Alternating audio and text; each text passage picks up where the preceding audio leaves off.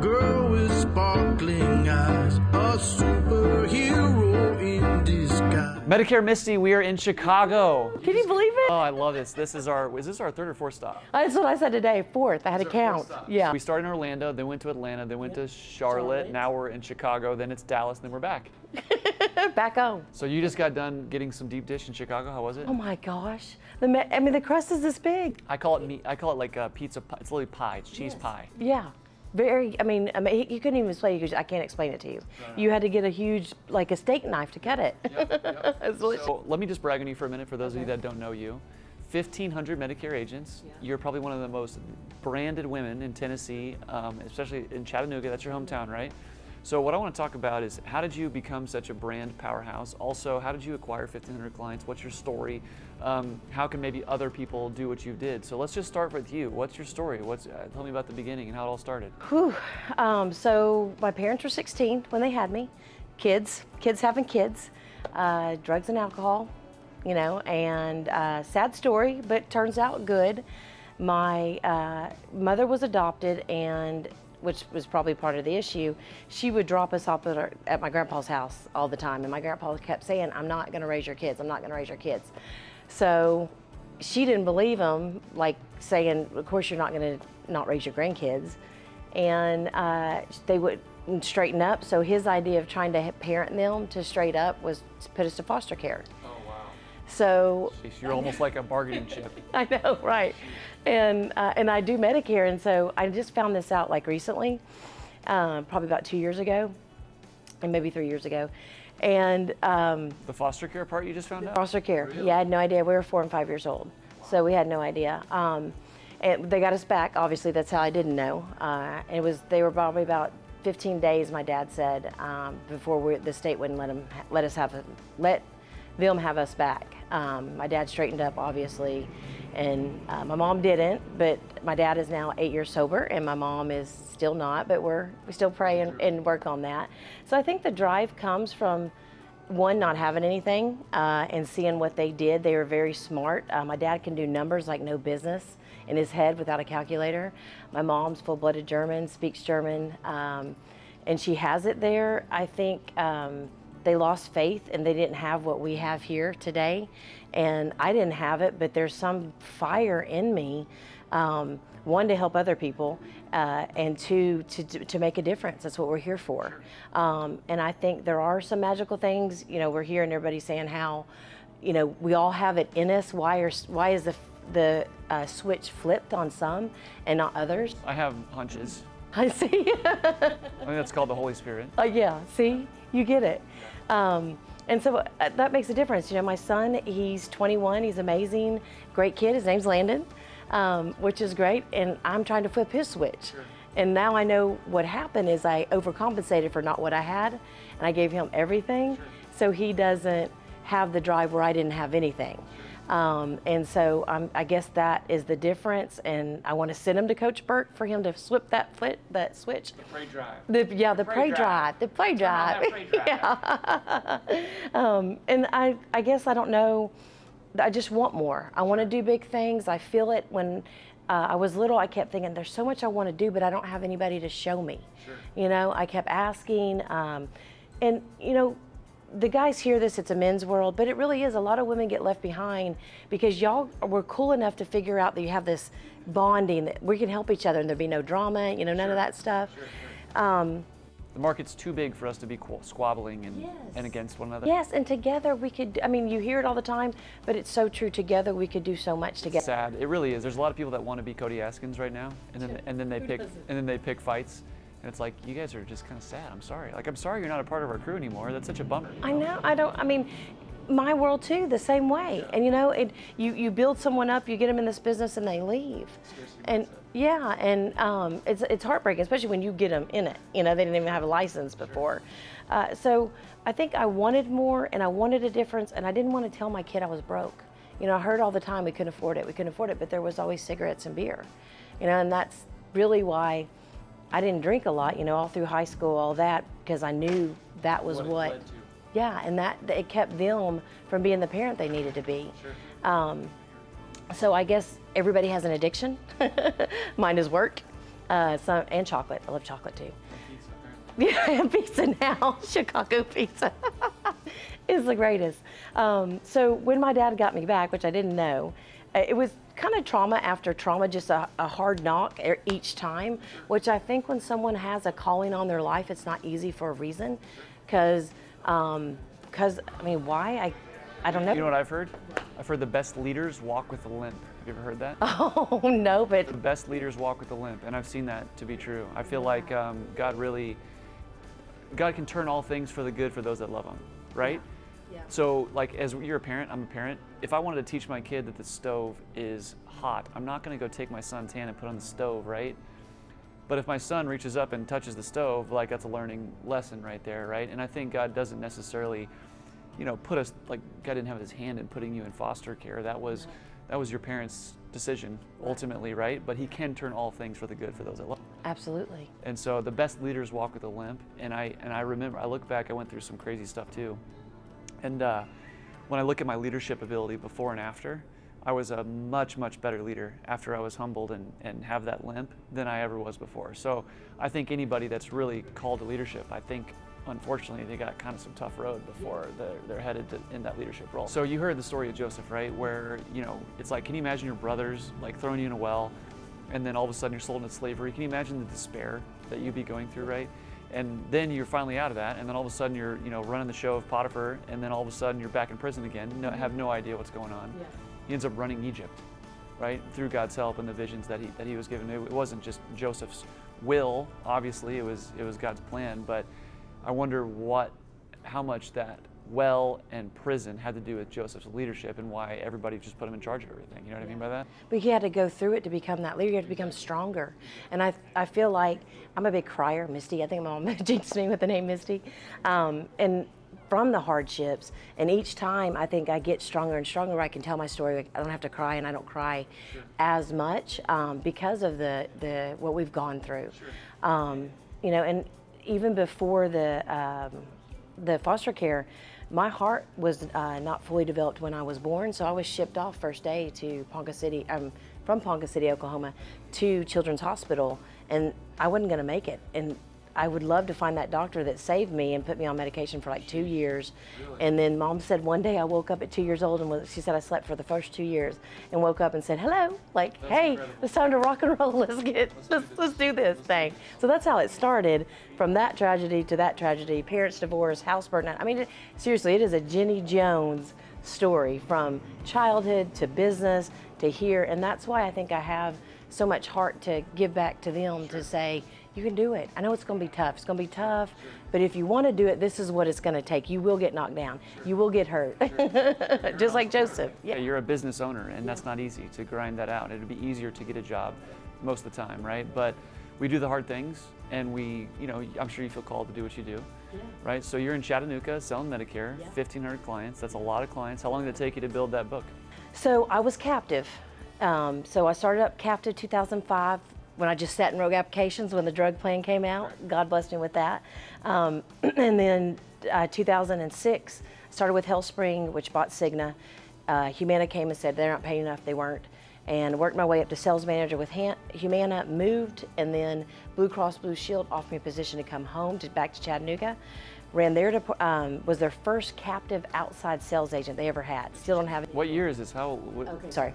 2005 was Cigna, and then 2006 Humana, moved to Iowa, and then moved back to Tennessee in 2009. In 2011, healthcare reform part, Blue Cross Blue Shield said they wanted to lay the whole department off. We thought they would lay the under 65 off because of all the regulations of Medicare. No, they laid our whole department off. And they took us in a room, and we thought we were having a party, and they just laid a pink. Oh, bummer. Yeah, and we were all like, what? And then we couldn't even go back to our desk. We had to just go out. So it was cool to me because I'd already been laid off from Unum Provident, that was an insurance company before. So God was pushing me out to begin with, but I was too scared. I was a single mom. Sure. And insurance, all that. His dad wasn't involved. He's involved now. We were young, so no hints about that. He made up for that. But he was pushing me to go out, and we're just scared to do it. And I think he puts you back in a corner to make you do it. I agree. And when I tell you I had a peace, everybody's like, they were worried about me more than themselves. They're like, you okay? Because you have a son. He was 4 at that time. And I said, I am. I don't know why. It'll be fun. Yeah, and that's how 2011 is how Medicare Misty came about. I went independent, signed up independently with all the carriers because I knew them because I'd worked there. Sure. And they kept wanting me to have a team, and I was like, I don't know if I'm going to be able to do this. Like, I'm scared. I'm going to get my own house in order first. Yeah. And then if it works out, fine. And my friends were coming to me, and I was giving them away. Yep. But I was working, and they were calling me to help them because the one I gave them to wasn't answering the phone. Yep. So about 4 years after that, probably maybe 4 or 5, I said, you know what? I'm going to do a team. And so someone had contacted me like through Facebook. You see things, you know, and I'd signed up with them. Wrong person to sign up with. They promised you all this stuff. You didn't get it. So I left to, which is now was my CEO of Humana, which is who I'm with now. And from day one, he's always done what he said. He's always been that kind of character. Good. And I think that's why I have so much heart to stay in this business, because there's a lot of agents out there. As why are y'all doing this? You know, with Cody going around the world to help them because they're signed up. I mean, this morning the lady called me and she said, I'm doing AHIP, can you help me? My upline says he doesn't know what to do. And I know. This is supposed to be the leader, right? This is the leader. And I'm like, okay, and I'm exhausted. You know, this is not even my class. I call her, I said, yes. Well, I've never done AHIP without doing it in a carrier. It's a total different platform, which I had no idea. I said, you're gonna have to face, I've never seen this platform. So anyway, long story short, and then they told us it's gonna take weeks to get contracted. And you know, they're biting at the bits. They need money now. Sure. And they're not paying her, she did a salary position. So anyway, long story short, that's all out there. Yesterday in the meeting, I sat by a girl that her boyfriend walked out on her just a week ago. You know, and she's like, I'm left here to pay all these bills. I mean, and you heard all these stories this week from coming across the country. I mean, this is not easy. I'm exhausted. You know, you said the same thing. We're trying to get in this, and then we're flying on the plane. Then we're trying to hang out and meet everybody, and you know, to content, and be chilled. You know, when I'm just like, I just want to go to bed. So I don't know. We're in a great field. You got to surround yourself around the good people because there's a song out there about the wolves. Keeping the wolves away. It's actually a song like that, and it's true. It happens. It's a lot out there that they get taken advantage of, and a lot of people are putting their money and their heart in this, and we've lost a lot of good agents because of the mentorship. You know. Let me ask you this. So personally, in Chattanooga, you're known as like the most branded individual independent agent in the area. I mean, tell me a little bit about that. You're writing a book about how you branded yourself as well. Yeah. That's coming out at a future date. But I want to talk about how you've been able to accomplish that. Is it simply just the budget that you've thrown at it, or is it the strategy, or how did you become such a branded individual in Chattanooga? Okay, and that truly has to be a God thing, because I come from two 16-year-old parents, and I did graduate college, but it's only because of my best friend. You know, she was a school one, and I was a party girl, and it was a good relationship. So I didn't have any money when Blue Cross laid me off. I had my 401k, but I didn't want to use it because my parents have nothing. I mean, my mom's Social Security is $675 and my dad's $1,200. So that's all they have to live on. And my dad's, you know, working and my mom's still working. So I went out and did what I knew, events. I mean, and I didn't miss them. I'm talking 7 days a week I was doing events. What do you mean? What events? Okay, great question. Setting up at health fairs, asking a doctor's office if you can set up. So just guerrilla type marketing. Guerrilla type marketing, yeah. And did that a lot. And then I'm a relationship person. You know, I mean, I believe in it's a relationship business. It's not just what can you do for me. And I just started building relationships, and people fell in love with me. I went to school there. I started getting involved in the chamber and the BNIs, the Women's Mayor's Council. I mean, I'm highly involved. Cancer Society, Women in the Inn, which is why I want the soap and the shampoo. You know, I'm still saving it for you. I'm piling it up. Good. I thought about this morning. I was like, nah, Lena's got it. Because I took all that in there, because I bring my own to use theirs, you know, to give them theirs. Once I started building relationships, well, then I realized a long time someone taught me that if you help somebody get what they want, you'll get what you want. You get what you want. So yes, exactly. And so I started just listening to people. So for instance, this channel that I've been on for a long time, he wrote his own children's book, which I've always wanted to do. And I said, hey, how about, and he wanted to get it out to the schools. I said, how about I buy the books, you take me with you, and you talk about your book and film it, and then you can just, say, hey, Medicare Misty bought your books. And it was just a cool, because he makes good money, but not enough to buy all these books. Sure. I mean, the classes are 40 to 50 people. Sure. So the race car on my magazine, which you've seen, she's 18 years old. And working 2 jobs, quit college, used her college money. Her papa was a race car driver, and that was her passion and her heart. She works 2 jobs. She rescues animals. Her brother has Down syndrome. Her brother was also in the military. So I sponsored her car, which helps her do her dreams. And so I started looking for things where I could get what I wanted and on top of help them get what they wanted, and just kept doing it and building up. And went from, like you said, guerrilla to now I'm going to help the community. And like there's a new magazine coming in town. Hey, will you sponsor our magazine? Because I know how expensive it is to do a magazine. And it's just like that way. Just keep helping people get what they want. Well, what you've touched on is an interesting dynamic, because as a marketing brain that I have, when I hear you talk about what you're doing, is you're lead generating by being a part of your community. Yes. You're putting time and money and resources into the community. You're definitely thinking about how to lead generate, but what you're not doing is just pumping money into like leads or going to Smart Financial or whatever it is, right? You never bought a lead, but yet you are the most successful Medicare agent in Chattanooga. Agents can't take your business. Everyone runs it. Like you're basically got the castle around that group. So that is quite the commitment. But if you can do that, you can make a large impact, right? And a lot of people are spending a lot of money on leads, and just, in my opinion, that's like not a bad thing. Obviously, I'm a leads company, but like that's not what you have to do. And if you're willing to be involved in your community and do those types of things, I would say that's going to be your best return on investment that you can do. Obviously, you've seen that, right? So, tell me about how do you actually turn these events into actual opportunities? Are you just passing out business cards? Are you passing out flyers, or what's that? That's a great question, because you know how Tony always says, do the deal. Sure. I always mess it up. And a lot of people tell you that. So you set up a table, and everything's Medicare Misty. I stopped doing carrier branded marketing probably about 4 or 5 years ago. Sure. So I have a Medicare Misty tent, Medicare Misty tablecloth, Medicare Misty banner, and then I have my magazine, and then I usually do a giveaway and a drawing. And then when they come up to the table, I ask them, because not everybody's going to be qualified, but I ask them, are you looking, like we just did a free zoo event for the seniors. Now United Healthcare paid for it, but they let me we use their tablecloth in my. Sure. So we brand. And put your brochures over the logo. Yeah. We won't tell them. We won't tell them, no. They always come and check, because what I did, so this is a cool thing, I'm glad you asked this. I also let the first day we hit with the zoo event was pre-COVID. So the October 20, after COVID just hit. And I was praying, I was like, okay, if I do the zoo event, I was scared. I was like, what if they all get, and the animals, and this big crisis comes up. And I just prayed about it, and I said, I'm gonna do it, I don't care. And I asked United Healthcare, I said, should we do it? And at first, I didn't think they were gonna let me do it, but anyway, we did it. 150 seniors showed up. That's incredible. 150 seniors of probably 11 or 12 booths from the community. So nurses, retirement homes, health agents.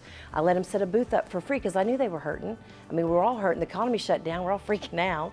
And I went in a kind of little savvy depression going, because I'm not obviously in-person, what is that called? Field agent, telesales? No, were you introvert? I'm not an introvert. Oh, okay. So staying in the house killed me. My husband's an introvert. So they got to make a lot of leads, and we set a table up at the front, and when they come up, we just said, hey, do you know it's open enrollment starting today? That's why I did it on October 1st. And I said, new things are coming up for the new year. Or do you love your plan, or would you like to know about those new changes? And they say yes or no. And if they say no, great, go enjoy the zoo.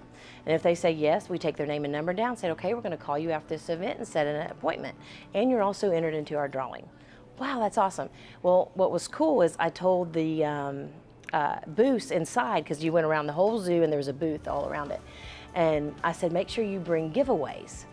And so they all brought giveaways. So when they got out of the zoo, they also had a goodie bag with them that they got. I didn't have to put money in. They put money in, and they got to do it, for free. And busloads came from retirement homes and stuff. It was incredible. Even so incredible that 3 of the CEOs of United Healthcare were like, what is this girl doing in this community? You're working hard and you're a part of your community and you're the exact agent that all these carriers want to invest in because you're doing the right thing and you're helping people. And it's not just about how can I leverage the market as much as how can I serve the market and then get, I mean, obviously it's profitable, but I don't believe that it's profit first for you, right? Oh, no. That's not, but there's a lot of people that are like, how can I get in that senior center? Who do I got to pay off? And how do I got to, and it's like, you know, the people that are doing it the right way, which is like what you're doing, you're just trying to help and serve some seniors and then get an opportunity to quote, but it ain't all about the quote. Like, you'd be there and be happy with the event if you got 0 quotes. But because you come in with the right posture, I think people can feel that out too. People understand authenticity. Well, and speaking of citizens, they're very protective. So when I was captive with those other ones, I had their corporate card. So when we started with Blue Cross Blue Shield, I had the whole state of Tennessee. So I went to each center and I said, what do you need? Because I didn't have to write a salary. What do you need? It was a TV, rocking chairs, and we put our plaques on everything that we donated. And then when the Wii's were popular, we started like Wii tournaments. But anywhere you go in Tennessee, there is something with the Blue Cross Blue Shield plaque on it that I have to do. That was probably your idea, right? That was my idea. But also, it also built a relationship with the senior so they could trust me because I didn't go in there trying to sell them. I went in there saying, what do you need? How can I help you? And like y'all say, find a problem.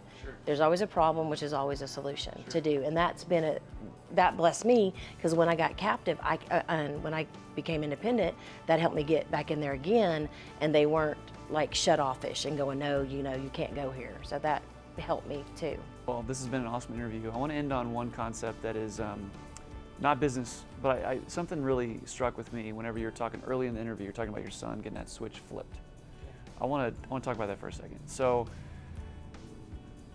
it's odd to me how whenever I gave my life to Christ when I was 22 at college, that switch was flipped, but I didn't even realize what was flipped about it, and it was 100% a God thing. And what I mean by that is like before Christ, it was how can I just indulge in whatever that is, whether it's 3-hour naps and video games and whatever it was all day long, because I was smart enough to be in college and just kind of skate through, but I had no drive.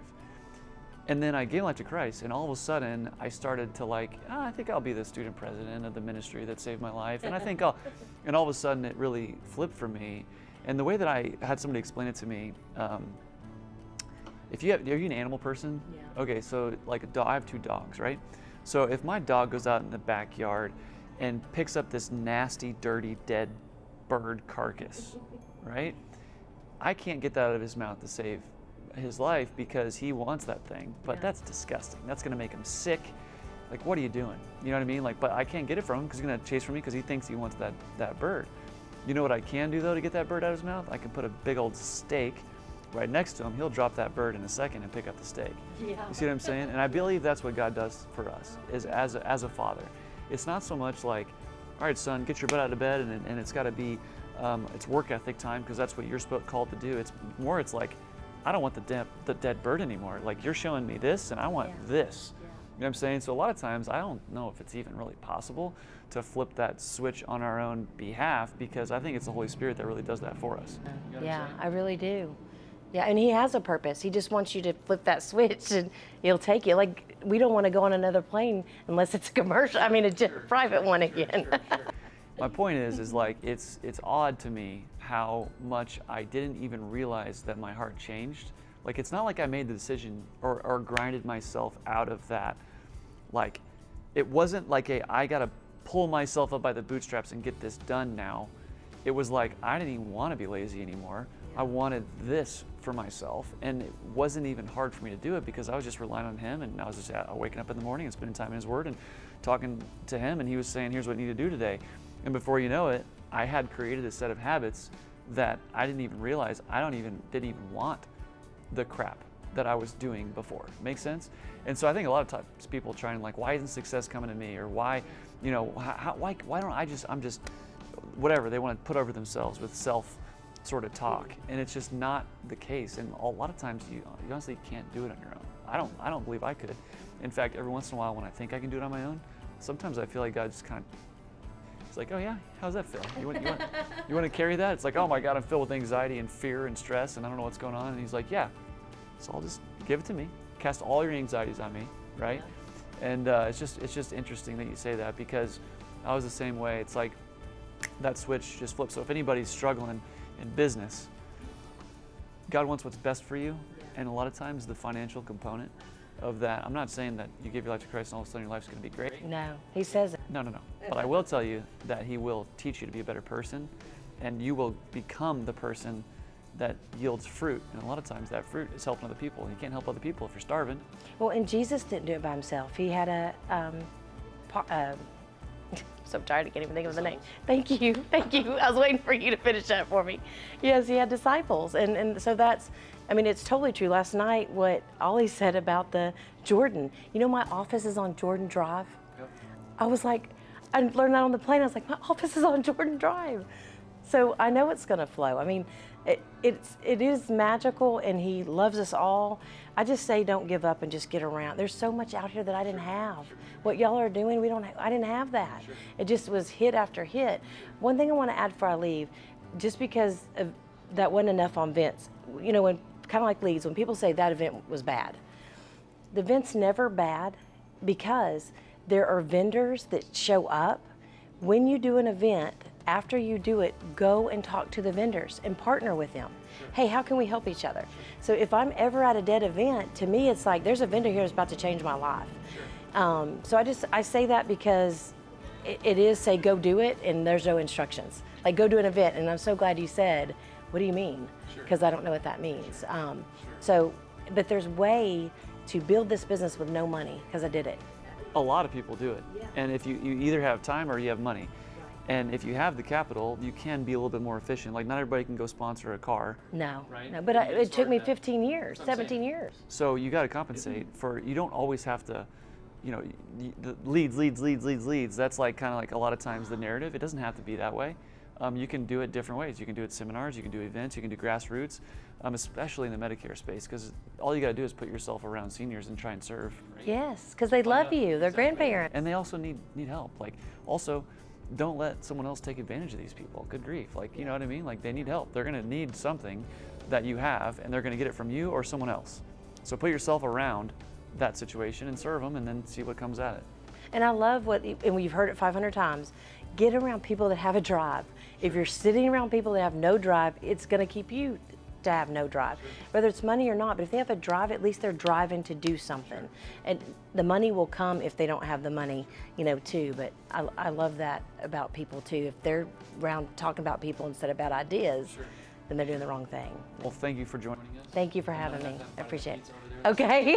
All right, thank you so much. I know a girl with sparkling eyes, a